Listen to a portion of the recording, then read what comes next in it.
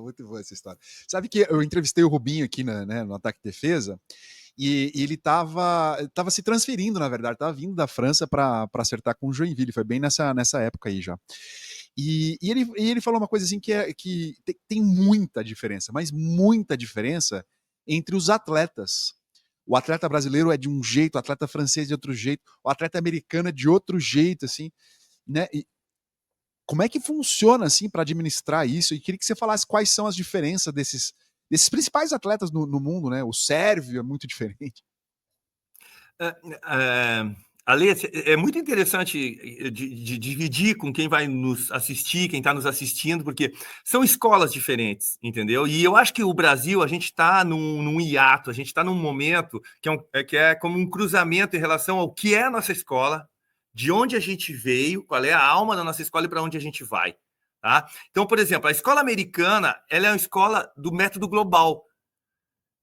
Cal McGowan, que era o pai de todos os treinadores, que foi, inclusive, um cara que ajudou o Doug Bill, que ajudou todos os treinadores campeões nos anos 80, ele dizia assim, o melhor jeito de treinar o bloqueio é saque, recepção, ataque, bloqueio. O melhor jeito de trabalhar ataque é saque, recepção, ataque, defesa. E quer dizer, todos os fundamentos eles são inseridos na metodologia global e de preferência com placar, para criar uma situação de pressão e tudo. Então, essa coisa do treinamento técnico, analítico, que a gente tem no Brasil, que a gente separa na manhã o pau cômico, o trabalho de defesa, com mesa, com a técnica de manchete na parede, etc. O americano não tem isso. Está começando agora a introduzir, inclusive chamou o Weber para fazer parte, para repensar um pouco a escola no sistema de bloqueio e defesa. Né? Então, tu tem isso na escola americana. A globalidade, na escola brasileira, é o misto, analítico, sintético, global. Na escola sérvia, muito da escola russa. O cara chega com um apito, bota todo mundo em fila indiana e quem sair fora da linha toma uma bolada ou vai fazer aquele treino kamikaze de defesa, entendeu? A escola da punição. E agora você tem a escola francesa, que é uma escola da malandragem.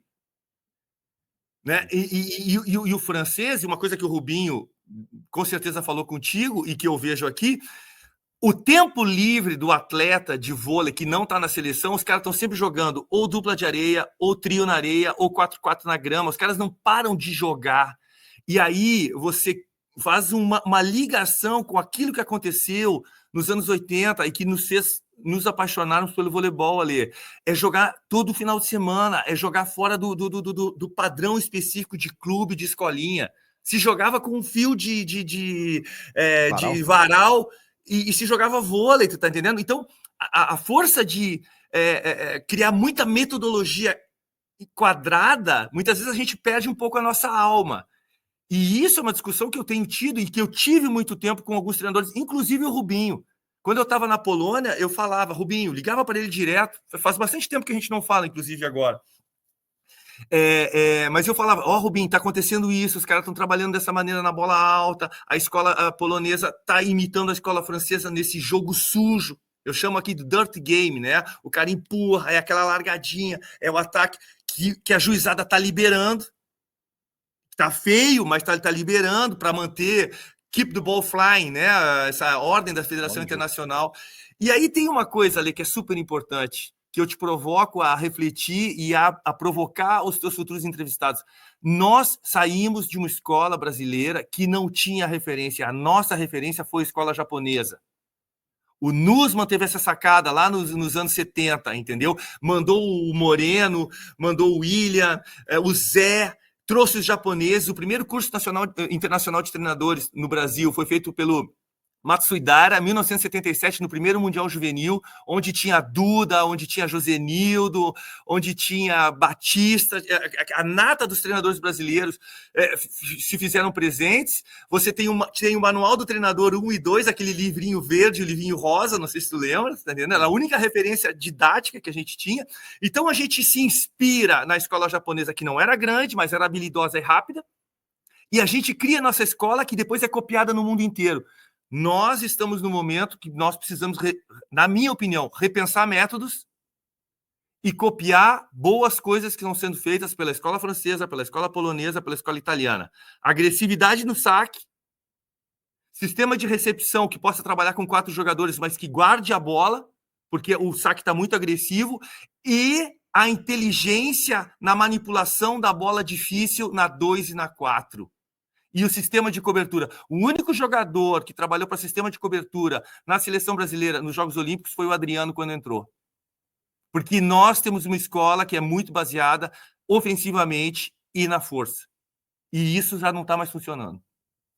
Não, muito legal isso, né? Muito legal. Assim, o que né, basicamente está falando assim, a gente tem que recuperar a nossa identidade que está sendo perdida, né? Na questão da velocidade e tal, e forçar o saque como os europeus. Tava vendo o jogo aqui afinal, o Cruzeiro contra o time da Itália e o canhoto sacando era um negócio absurdo, assim, né? No primeiro set ele faz uma varada de pontos, o italiano, assim. E a gente vê a França sendo bicampeã olímpica, né? Né, claro que o Clevenot é um jogador, né, vistoso, mas o que faz o Mbappé sujando o jogo o tempo todo e quando abre ele faz um buraco no chão, é um negócio muito muito sério, assim. A minha pergunta para vocês sobre isso, assim, até pra gente, porque a gente não tem um material, você falou assim, tinha 2 livros tal, né, de tática, enfim, assim, mas a gente tem pouco material didático feito pelos nossos treinadores para desenvolver uma escola brasileira de voleibol, para passar, assim, cada escolinha acaba ensinando de um jeito, né, sim, eu não sei, literatura mesmo, assim, a gente não vê. Sim. Você tem toda a razão. Provavelmente o treinador contemporâneo que mais produziu literatura é o Jorge de Barros, o Jorjão. Né? Ele tem livros editados, ele tinha um blog muito sério. Mas, assim, os grandes treinadores brasileiros, isso é uma provocação que eu já fiz tanto para o Bernardo como para o Zé Roberto, entendeu? Eu sempre pergunto para eles, quando é que vai sair o livro sobre técnica de voleibol? Não necessariamente sobre dinâmica de grupo, sobre gestão de pessoas, tá entendendo? Que isso tem bastante, né? Mas quando você vê a escola canadense, entendeu? Quando você vê a escola americana, a escola francesa, a escola italiana, a quantidade de publicação é muito grande. Tem muita gente que me provoca nesse sentido, porque, Ale, eu tô agora com 42 anos de voleibol, né? 42 anos de voleibol. Teve 20 jogando e tem 22 como treinador. Desses de 22, eu já tô há 14 anos na Europa. Tem mais carreira na Europa do que no Brasil. Então, eu tive a oportunidade de conhecer a escola americana, a escola francesa, a escola italiana, a escola russa, a escola polonesa, tá entendendo? E isso, cara, eu já não sou mais apenas um fruto da escola brasileira de voleibol. Tenho isso como raiz, mas eu preciso me impregnar de tudo isso que acontece, porque se eu tiver só o método brasileiro aqui, eu não duro um ano, eu não duro 6 meses. Entendeu? Primeiro, eu não tenho material humano para trabalhar como se trabalha no Brasil, meu material humano é reduzido, o meu staff é extremamente reduzido, então eu tenho que me apoiar em alguns exercícios que eu sei fazer, e eu ainda subo na mesa e enfio a porrada, tenho um braço bom, mas o corpo começa a mostrar sinais de fatiga. E aí eu tenho que optimizar. E a optimização, ela diz respeito a você criar um exercício técnico com uma relação tática e com uma relação do jogo. Então, se eu não tenho 1h30 para subir em cima da mesa e trabalhar a manchete dos meus jogadores na defesa ou na recepção, eu tenho que fazer de uma tal maneira e optimizar aquilo que o componente técnico possa melhorar.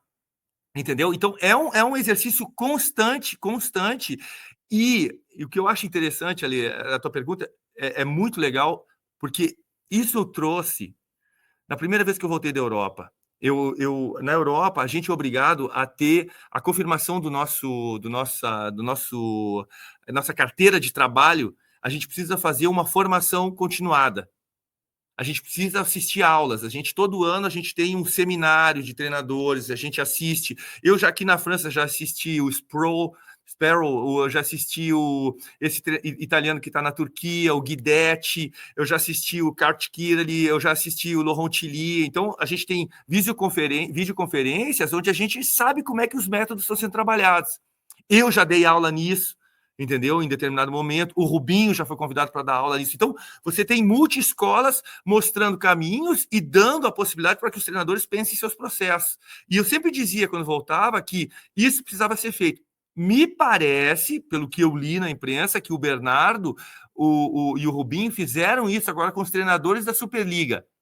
depois da Olimpíada, mostrando qual é o parâmetro internacional em relação a side-out, bloqueio, etc, etc. Eu adoraria que isso fosse publicado, eu adoraria ter acesso, porque eu trabalho com atletas brasileiros. Até hoje não tive acesso. Então, eu acho que eu não me preocupo, Ale, em dividir informação, em dividir conteúdo. Se eu tivesse me preocupado em dividir conteúdo, eu não teria feito o contato entre o Rubinho e o São Nazaire, entendeu? Eu perdi um campeonato por um bom trabalho do Rubinho, mas eu perdi com um cara que é correto e que trabalha bem. Então, isso está me fazendo crescer como treinador. Você está entendendo? Então, eu parto desse pressuposto e não sei se no Brasil isso é muito compactuado. A meu ver, não. Também acho que não. Até por isso, né? A gente não tem espaço trabalhado. Acho que até a CBV está pensando em encontros, tal, fazer isso presencialmente de alguma forma para ter esses técnicos discutindo, né? Discutindo o jogo mesmo, né? A maneira de se jogar, né? E para a evolução, porque aí eu já entro em outra pergunta, né? Porque assim,